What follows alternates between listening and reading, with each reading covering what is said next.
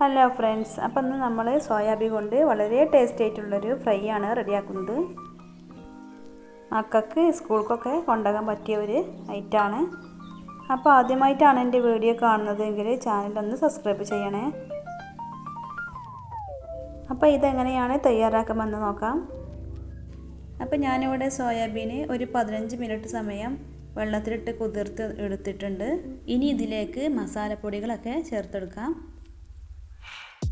ഇനി നമ്മൾ ഇതിലേക്ക് ഒരു 1/4 ടീസ്പൂൺ മഞ്ഞൾപ്പൊടിയാണ് ചേർത്തെടുക്കുന്നത്. ഒരു 1/2 ടീസ്പൂൺ മുളക് പൊടിയും കൂടെ ചേർക്കാം. ഒരു 1/4 ടീസ്പൂൺ ഗരം മസാല ചേർത്തെടുക്കാം.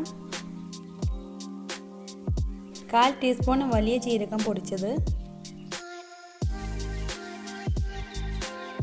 ആവശ്യത്തിനനുസരിച്ചുള്ള ഉപ്പ് ചേർത്തെടുക്കാം. ഒരു 1/4 ടീസ്പൂൺ കായപ്പൊടിയും കൂടെ ചേർത്തെടുക്കുന്നുണ്ട്. ഇനി ഇതിലേക്ക് ഒരു 1/4 ടീസ്പൂൺ കുരുമുളക് പൊടി ചേർത്തെടുക്കാം. ഇനി ഇതിലേക്ക് ഒരു ടേബിൾ സ്പൂൺ കോൺഫ്ലവർ ആണ് ചേർത്തെടുക്കുന്നത്. കുറച്ച് തൈരും കൂടെ ചേർത്ത് നന്നായി ഒന്ന് കുഴച്ചെടുക്കാം. ഞാനിതിലേക്ക് 2 സ്പൂൺ തൈര് ഒഴിച്ച് കൊടുത്തിട്ടുണ്ട്.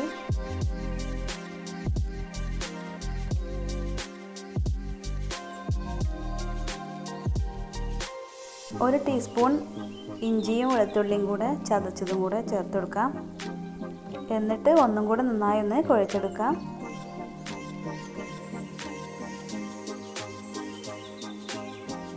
കുറച്ച് കറിവേപ്പിലയും കൂടെ ഇട്ട് ഒരു 10 മിനിറ്റ് ഒന്ന് റെസ്റ്റ് ചെയ്യാൻ വെക്കാം. വറുത്തെടുക്കാൻ വേണ്ടിയിട്ട് ഞാനിവിടെ ഓയിലാണ് ഒഴിച്ചെടുക്കുന്നത്.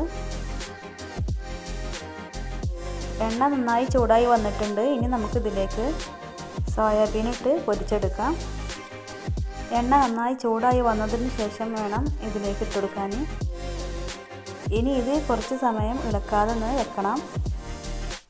ചെറുതായി മുരിഞ്ഞ് വന്നതിന് ശേഷം ഇളക്കി എടുക്കാം.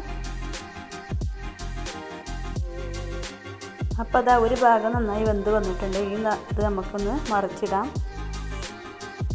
മീഡിയം ഫ്ലെയിമിൽ വേണം ഇതൊന്ന് വേവിച്ചെടുക്കാൻ.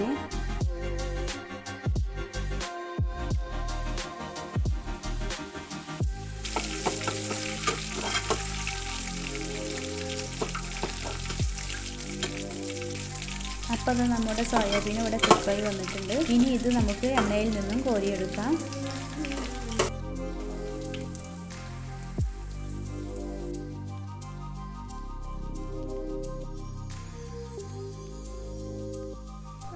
ചോറുന്നാത്ത കുട്ടികൾക്കൊക്കെ ഇതുപോലെ ഒന്ന് തയ്യാറാക്കി കൊടുത്താൽ എന്തായാലും കഴിക്കാതിരിക്കില്ല. അപ്പോൾ ഇത് നമ്മുടെ വളരെ ടേസ്റ്റ് ആയിട്ടുള്ള സോയാബീൻ ഫ്രൈ ഇവിടെ റെഡി ആയിട്ടുണ്ട്. അപ്പോൾ മറ്റൊരു വീഡിയോയിൽ കാണാം. Okay, thank you.